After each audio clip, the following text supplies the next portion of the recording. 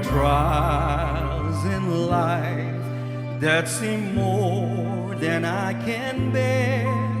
There are heartaches beyond compare.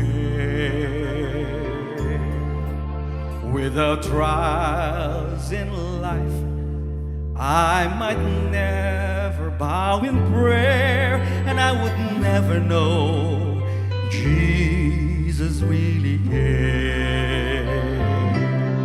For it's the trials that bring us close to heaven, and it's the trials that brings blessings and told, and it's the trials that brings us close to Jesus, and it's the trials that make you go.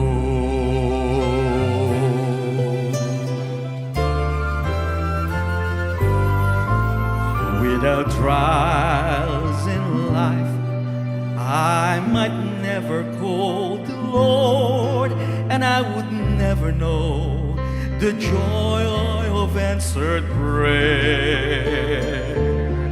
Without trials in life, I might never hear the words, "Well done, my child, come and in glory share." For it's the trials that brings us close to heaven, and it's the trials that brings blessings untold, and it's the trials that brings us close to Jesus, and it's the trials that make you go. For it's the trials that brings us close to heaven, and it's the trials that brings blessings untold, and it's the trials that brings us close to Jesus, and it's the trials that make you go, and it's the trials that make you go.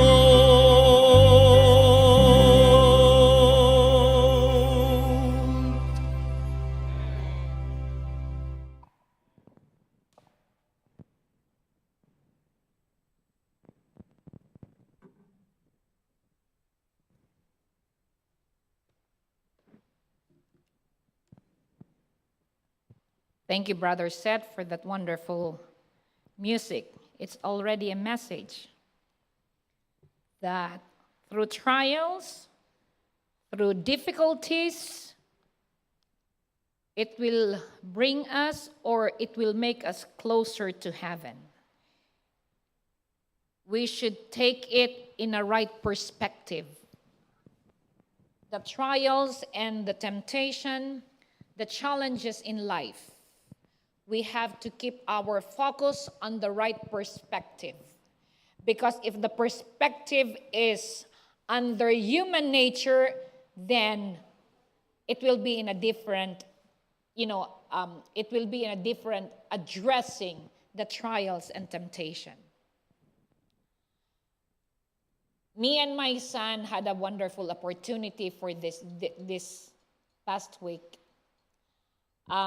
We were able to attend the spiritual retreat of his school. He is already a home learner.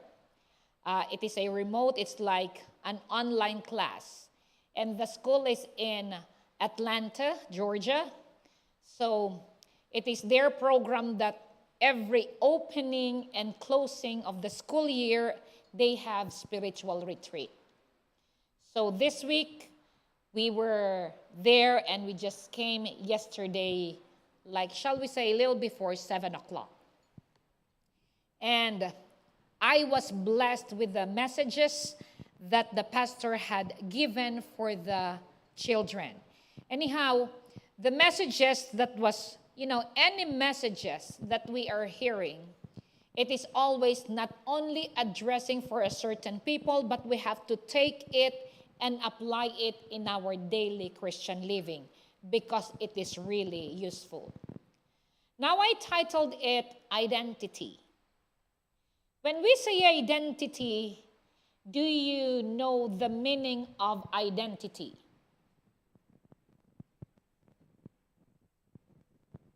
Are we all awake?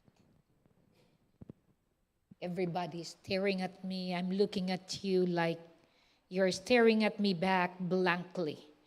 Are you awake, like awake physically, or you're awake mentally? Okay. Now, when we say identity, I'm going to give a question. I'm going to ask you to choose from the choices that I'm going to give. If you will be asked, which one will you choose? You will stand up.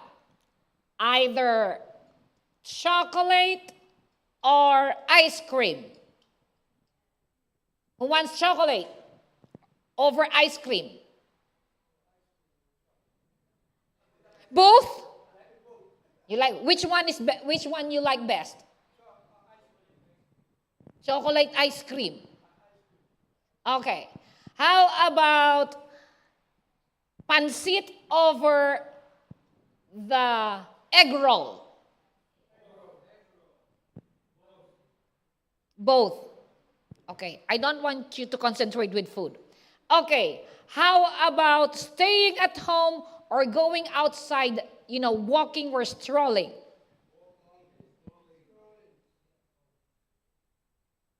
Stay at home or outside? Okay. Staying at home or outside? Okay. How about, shall we say, do you want to attend the retreat or do you want to, go sightseeing? Be honest. I'm hearing others are giggling. Okay. With all those choices that I had given, we can identify your personality. And that personality, comprises in the identity. We will be identified on how can we will be identified? By what? Personality, what else? Personality, attitude, they are the same. Like, for example, I will be identified like maybe by my trait because of my parents. Okay. By profession. Or Ate Mona can be identified by the number one marking of identity is what? Number one, that is very common, is by name. You can identify the person by their name. Correct? Or sometimes we can identify the person by, giving how they look. Right? They can identify you. Now I'm going to tell you the story. We will just tackle it because I know everybody is Bible scholar. It's all about Jacob. Okay? Who were the parents of Jacob?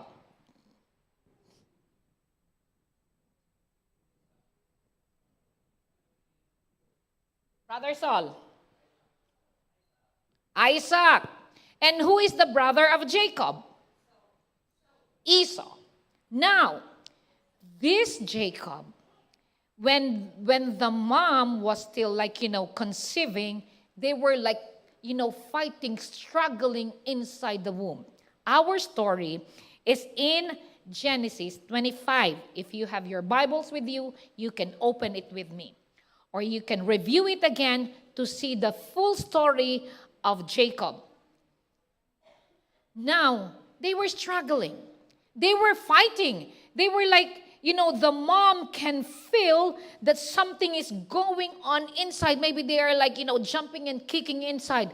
Because, the womb of the mom, sometimes it's the place is not so big. They were maybe nudging or kicking. And, when the mom is conceiving and when the mom is pregnant. And now, it was explained to her that it will be a great nation. Two great nations. One will be what? Superior, and one will be under superior. Now, the twins were born. And the one that was explained to the mom is who? Rebecca, correct? Okay, Rebecca. While I was, reviewing this one and studying this one, reading this one, I was really getting confused from where they came from, who, the lineage of Isaac.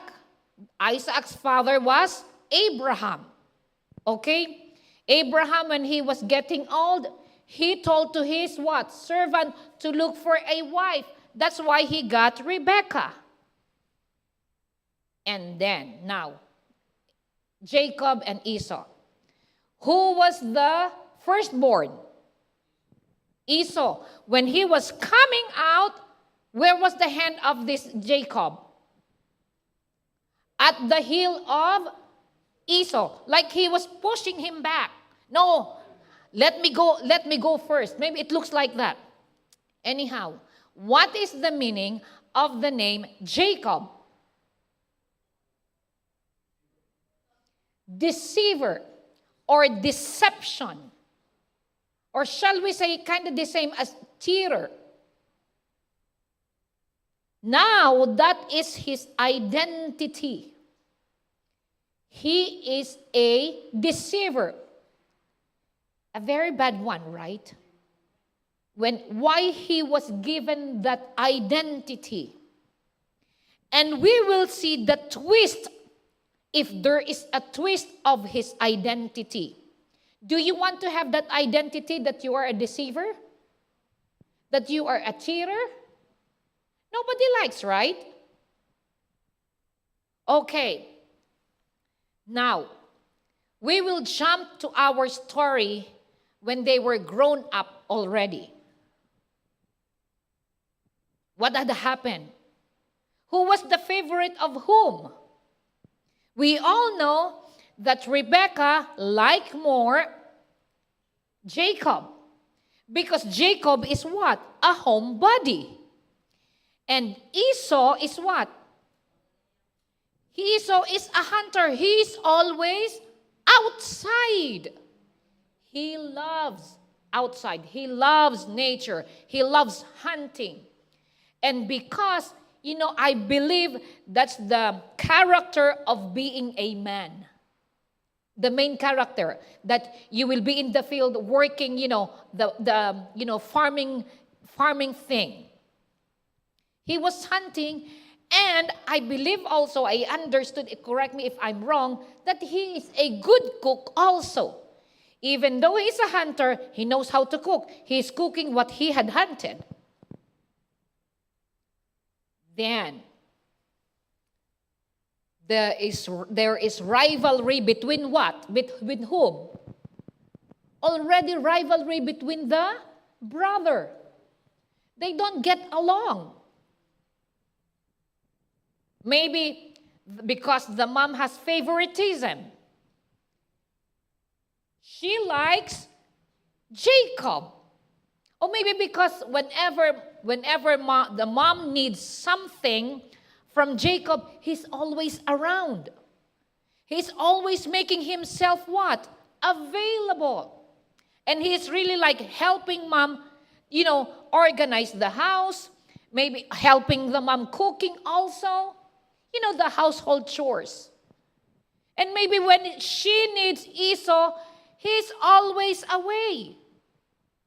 But the father, whenever the father knows, the time they have properties also.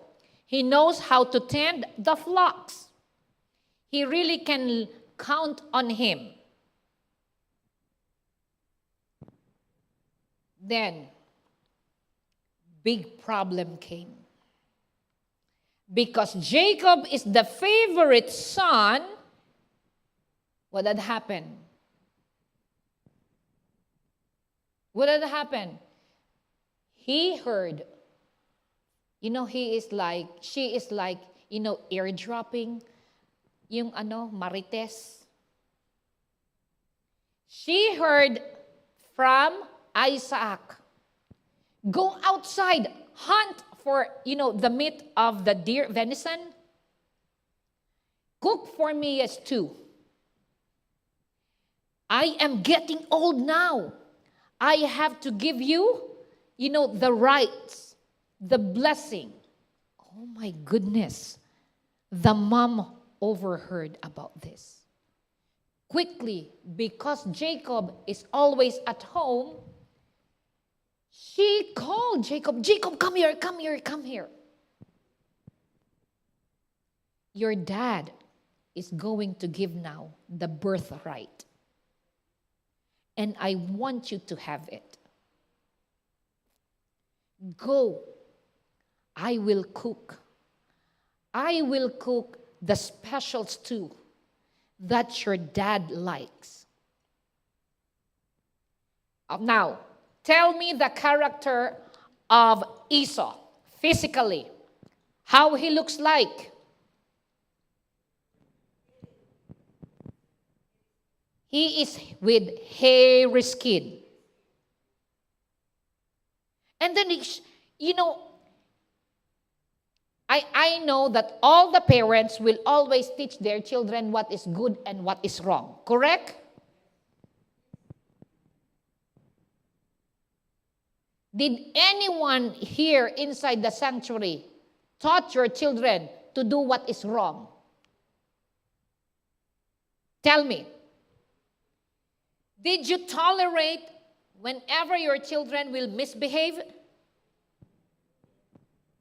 You will always correct them, correct, right?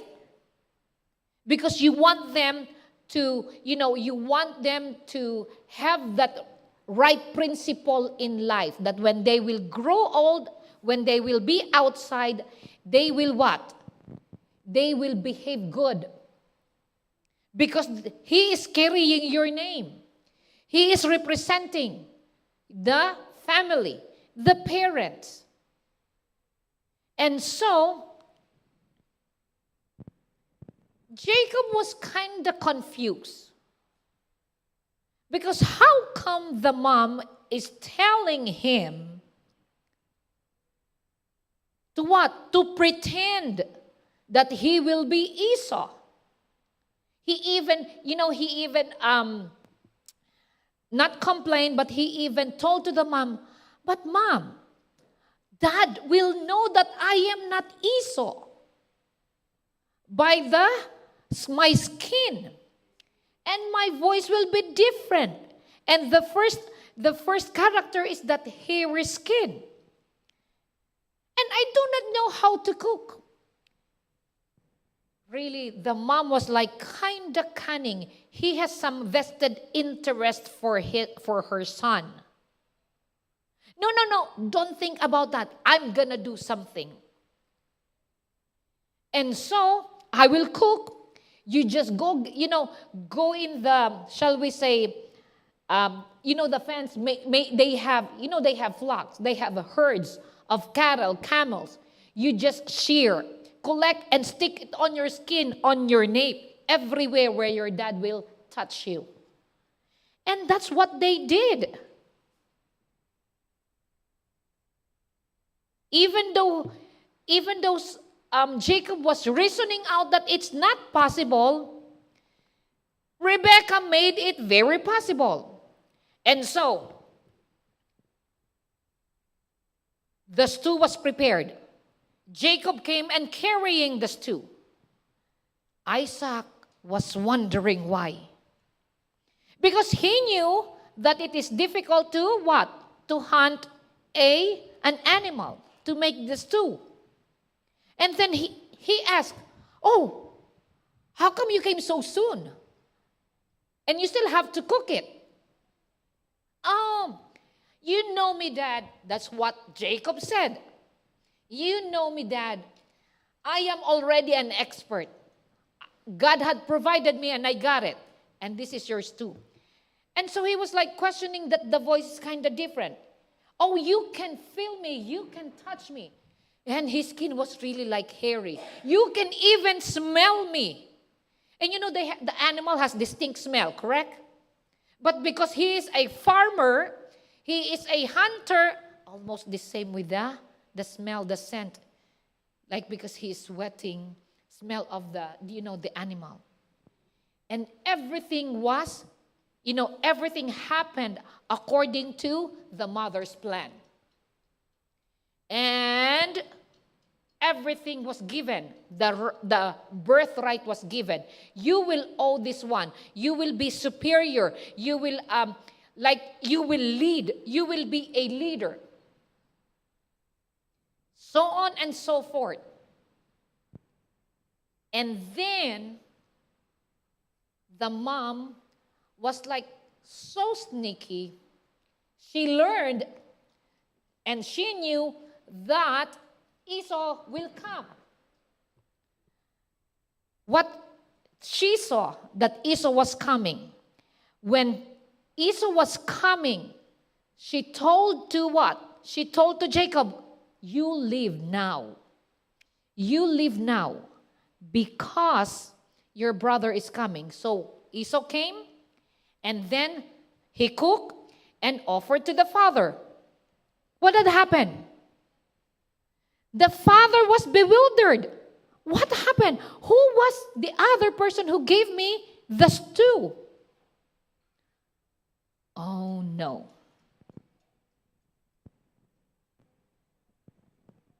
Esau was so furious.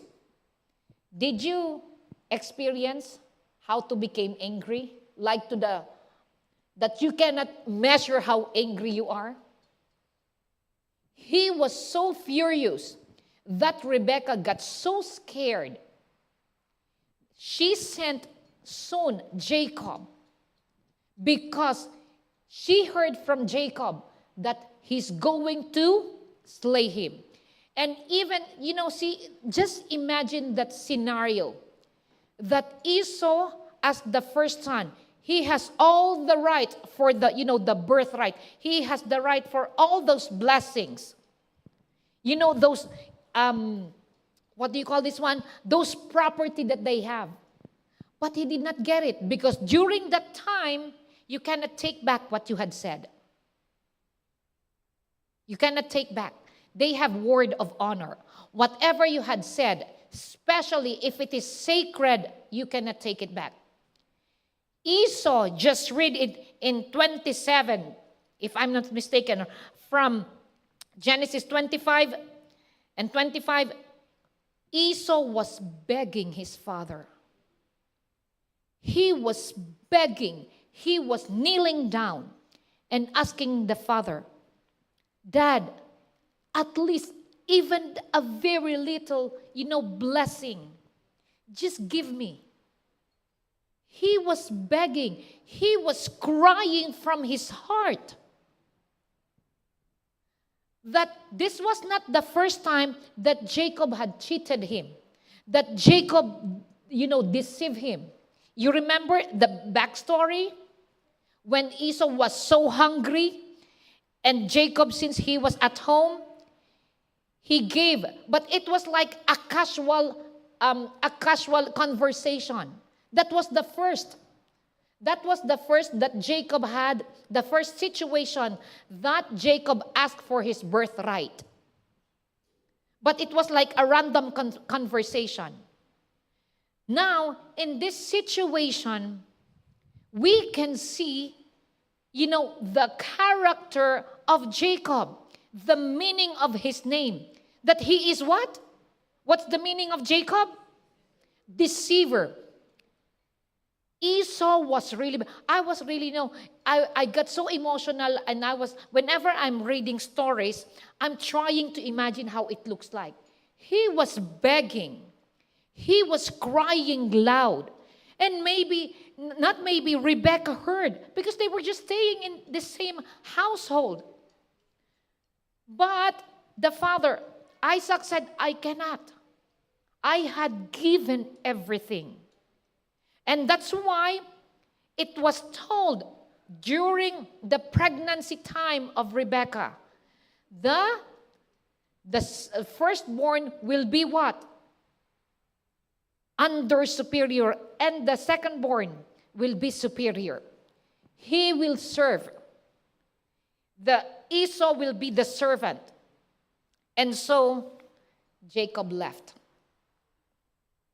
There are so many things that had happened when, stories that he, reap with what he had done against Esau.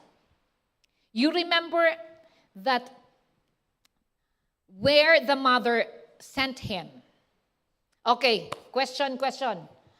Do you want me to mention your name? Where Mother Rebecca told him to go.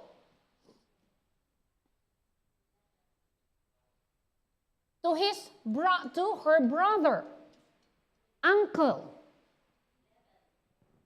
Laban. Because it's farther than their place. So, Mommy Rebecca knew that he will be safe there because that is their own family. That is the uncle. So he fled. Went in a rush. And it was heartbreaking situation again that I never knew that I will be, Rebecca said. I never knew that I will be in this situation that I do not know anymore. My son, when I am going to see you. That's what Rebecca told to Jacob. They parted ways. That there is a big question, am I going to see you again? Am I still be alive? Will you still be alive? Because they do not know what will happen next. Esau was so furious. He pursued him.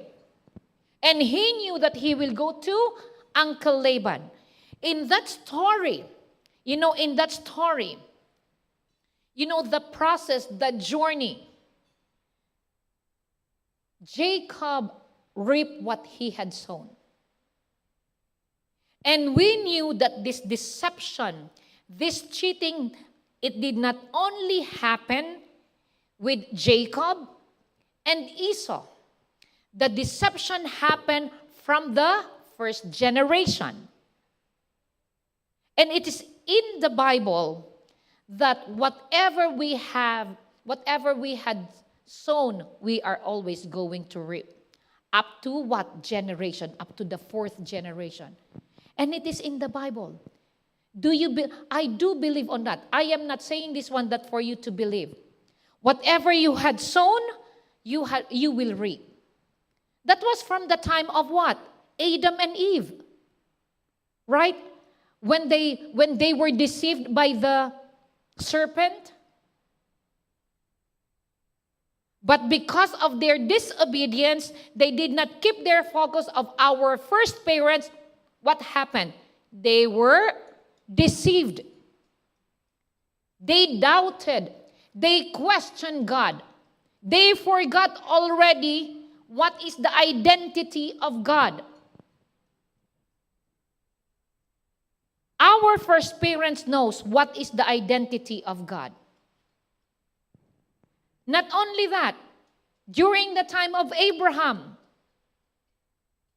he cheated one of the king when he went to Egypt, when there was famine. Do you remember that story? That he said that he is not my wife, he is my sister. And then it was known by the Pharaoh, correct? See how the cheating, you know how the cheating transfers? It will keep on transferring if we will not cut that chain. Abraham, Isaac. There was like one story that he mentioned also that Rebecca was not his wife, sister also.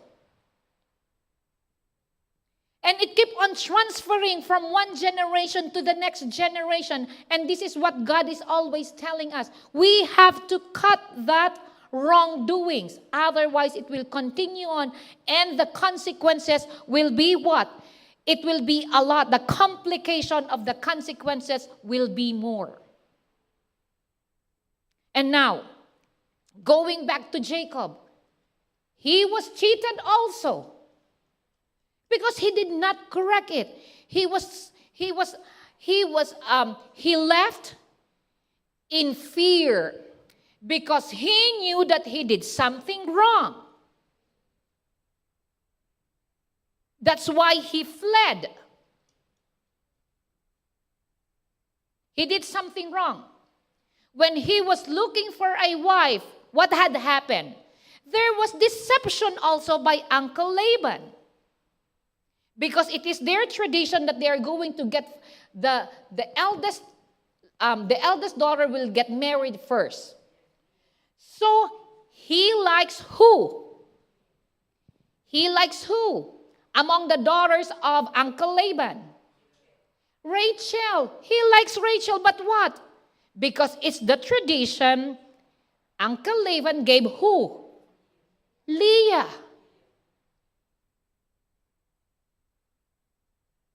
During that time, I believe Jacob is understanding what he had done. There was effect already. There was, he's reaping the consequences. And you know what? Why God is giving us always instruction? Why parents are always giving us instruction? We became sons and daughters, correct? I remember when I was like, a lot younger, when I was in elementary, my mom will tell me, do this, do that, don't do this, don't do it. Never-ending reminders. And now that I have my own family, I'm realizing it.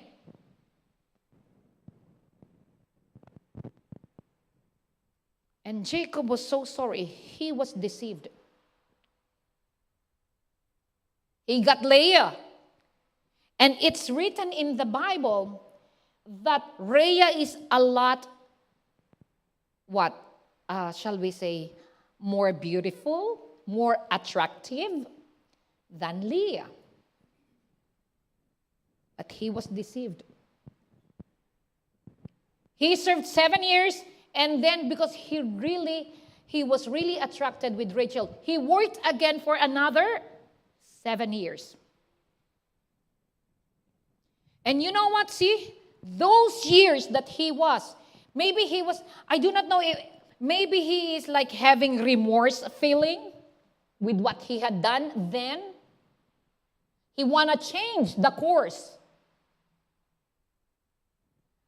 Even though we are changing the course of the consequences, changing the course, or we will be conscious of our choices, the consequences will always be there. But cheer up. Despite of the consequences, God promised us that He will never leave us nor forsake us.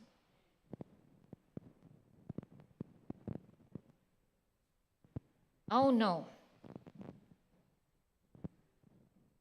Now, because, human nature, there is always envy. Leah Silpa, the servant, Rachel, Bilhah. I did not interchange, correct? They got children. One is envying. They gave the servant. I'm just telling you, it's not I do not know if I'm going to mention this one. It's a taboo in the teachings of the Bible, doing this. But that was then. I'm just telling you the story. Giving the servant, they are feeling jealous. I have to gain the love of the husband. Then Rachel, she was so jealous. It took a while before what? She got pregnant with Joseph. It took a while. For sure there was fighting between the sisters, the servants, the children. Maybe the wife is telling, I'm better than you because I gave him already 4 sons. That was the 4 sons of Leah. Oh, it did not end there. And of course, he is the man of the house. Jacob, he is really like distressed with what is going on. But he is what? Realizing that this is the effect of what he had done. It was not corrected from the very start. How many years that he stayed with Uncle Laban? 20 years. He stayed there for 20 years. And he was like, he was distressed. He was like, challenged, maybe to the point that he got mad with Uncle Laban. You know what he was telling? As if he did not do what was done to him. That's why there is, the golden rule in the Bible, do not do unto others what you don't want others to do unto you. Right? Now it's happening with Jacob. It's happening with Jacob. It was done to him. Uncle Laban, what? Uncle Laban was like, trying to not taunt him. He's really like irritating him. Leah, then Rachel. Then he said, no, don't leave. You just stay here. Just stay here and work with me. You know why? Because God had promised during that journey, when he was fleeing, God talked to him. And God promised him that I will bless you. But with that being said, that I will bless you, he was trying to remember, because it is in the same thing as what we are doing now. We are transferring the message, sharing the good news.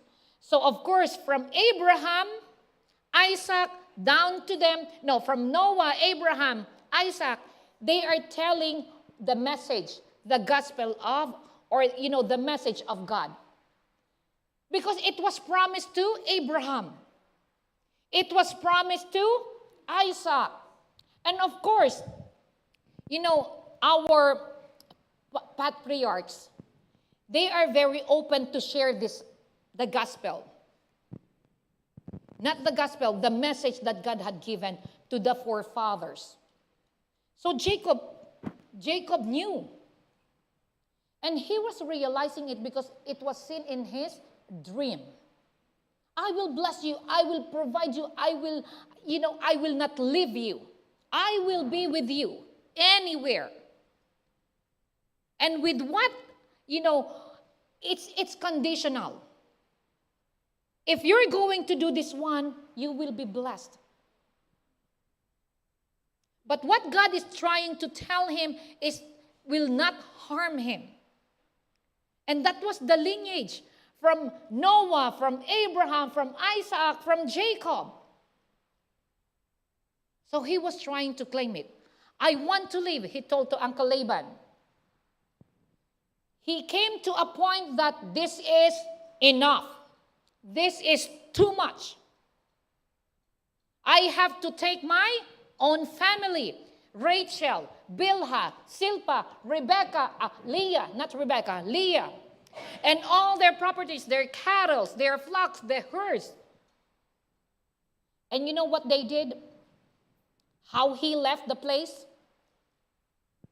He left without telling Uncle Laban, because he knew that Uncle Laban will deceive him again. Uncle Laban will beg from him that he cannot say no.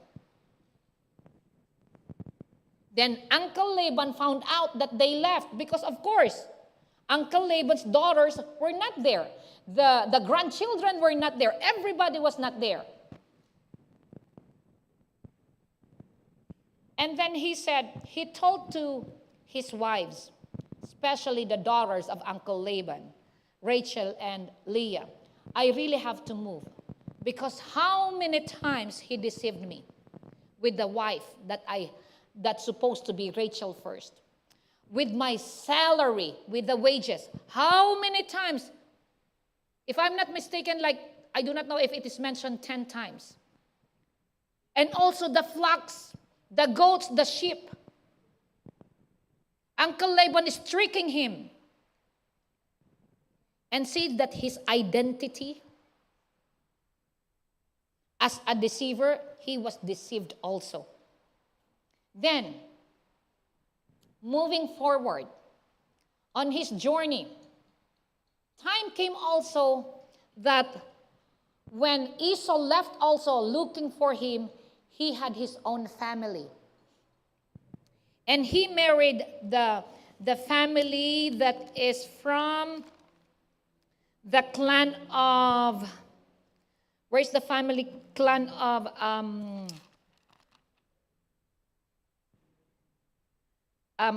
please remind me. Please let me remember who is the family of, who's this one? Esau. See, it clouded my head already. Anyhow, it is the Canaanites. Canaanites. Canaanites. What do you call this one? Canaanites, from the Canaanites clan, in which God told that do not get, ladies or, wife from Canaanites. Anyhow, he wants to have truce. He wants to, what is the right term? He wants to make peace. That's the right word.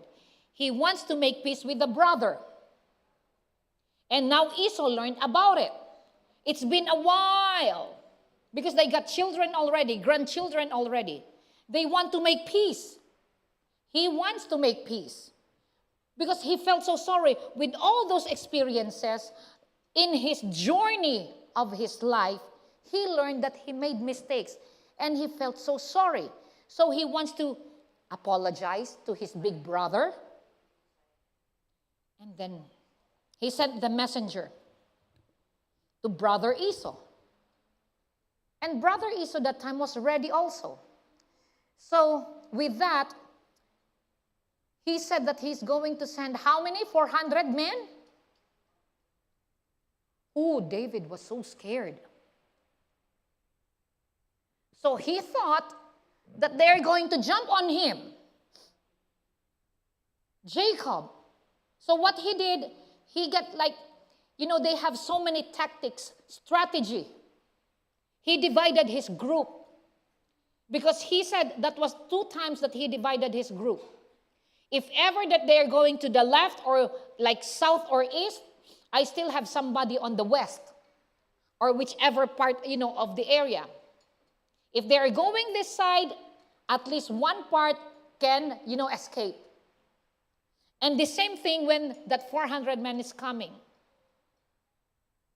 So the messenger told. Anyhow, to make the long story short, they met. And you know what had happened? He really apologizes. With humility, he came and bowed down to his big brother Esau. Jacob even asked all his family members, Rachel, Leah, Silpah, Bilhah, and the children. And Esau was like, he has that kind of, his heart, tore. It broke, seeing his brother from a very long time. And they made peace. And then they separated. With that being said, with his journey, he had he had this experience when he dreamt. No, he wrestled with God. He wrestled with God. With that wrestling with God, with an angel, it changed his identity. He is not now anymore a deceiver. What he was named about? What he was named of? Israel. Now, the prophecy was fulfilling that he will be a great nation. Israel meaning that let God prevail. The encounter led to Jacob's character. He is not now a deceiver. He is not now a deceiver. He embraced a relationship with God. He experienced a spiritual rebirth and learned to rely on God's grace, God's faithfulness, rather than his own cunning and deception. Those experiences, specifically when he wrestled with that angel, the number one that was changed in him was identity. He is now Israel and not Jacob. Let God prevail. He learned to have what? To rely on God, to be faithful on God, because God is faithful. The second one is that during the wrestling, what had happened? Because he was not letting go of the angel. What the angel did? Tell me.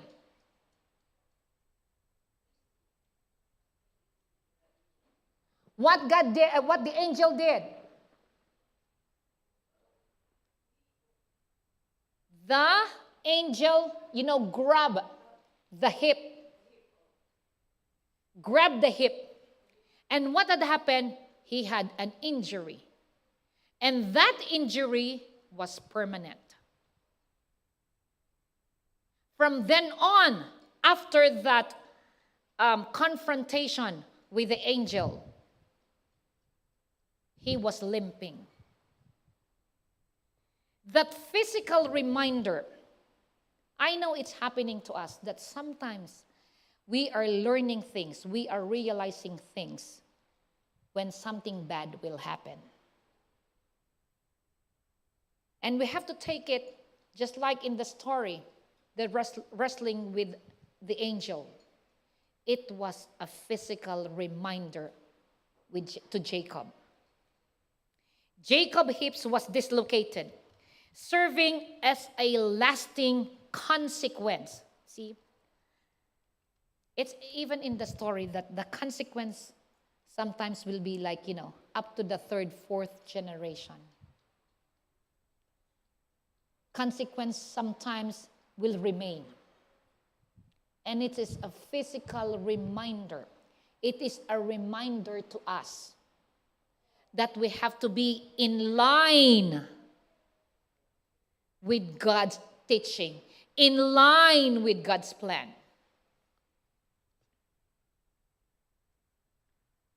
It is a reminder of his spiritual struggle and transformation.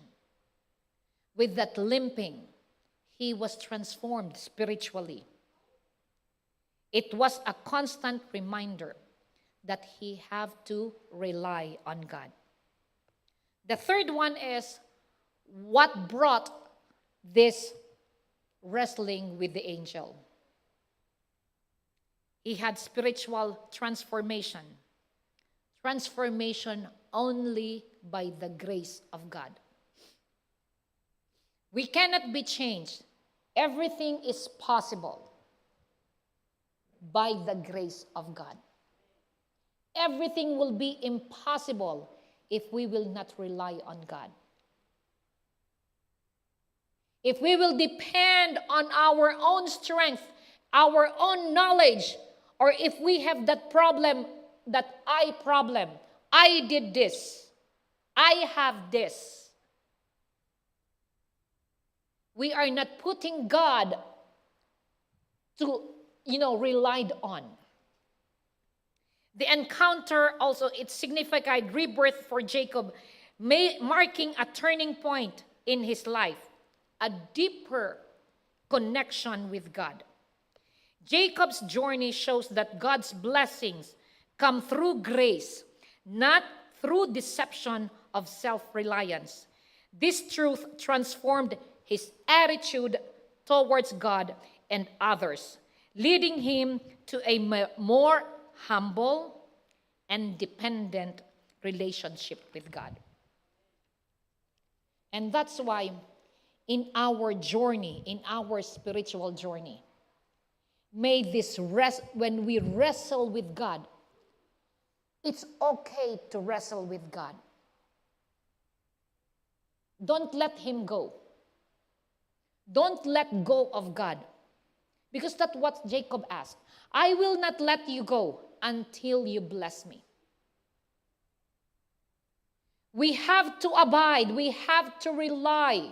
We have to depend. We have to have that connection with God.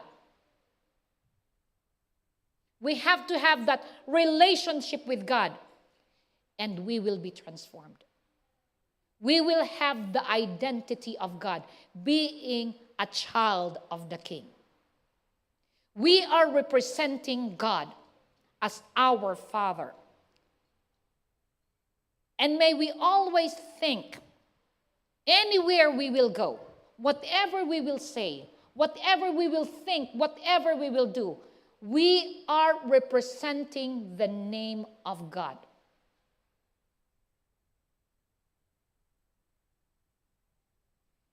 We are the steward of God. And that's why it is a reminder also in the Bible that we are carrying the light of God, that we will be the light in the darkness. May this story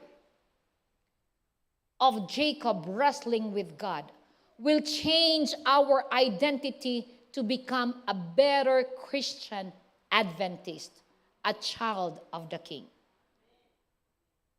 We are heaven-bound. We are children of God. We are one with God. We are the body of Christ. It will not function well if we are divided. We have to have unity. We are different, diverse in race, in language, in our background, but we are one in God. May we have and carry all the time the identity of Christ, being his child, being the child of the King. Thank you so much.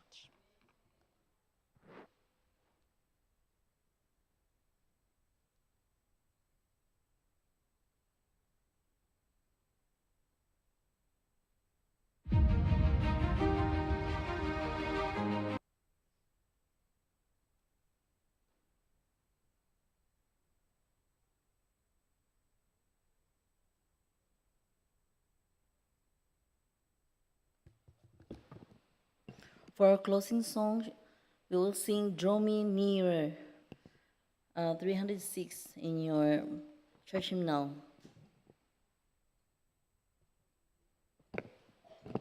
Draw me nearer.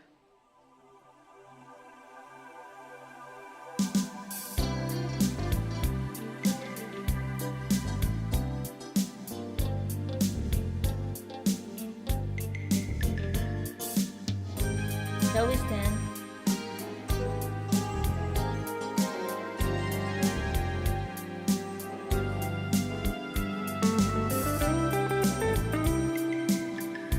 am thine, O Lord. I have heard thy voice, and he told thy love to me.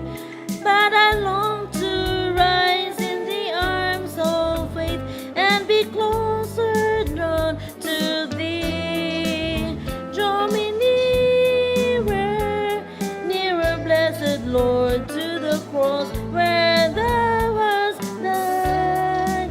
Draw me nearer, nearer, blessed Lord, to thy precious bleeding side. Consecrate me now to thy service, Lord, by the power of grace divine. May my soul look up with a steadfast hope, and my will be lost in thine.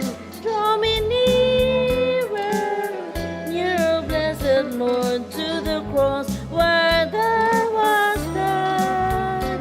Draw me nearer, nearer, blessed Lord, to thy precious bleeding side. Oh, the pure delight of a single hour that before thy throne I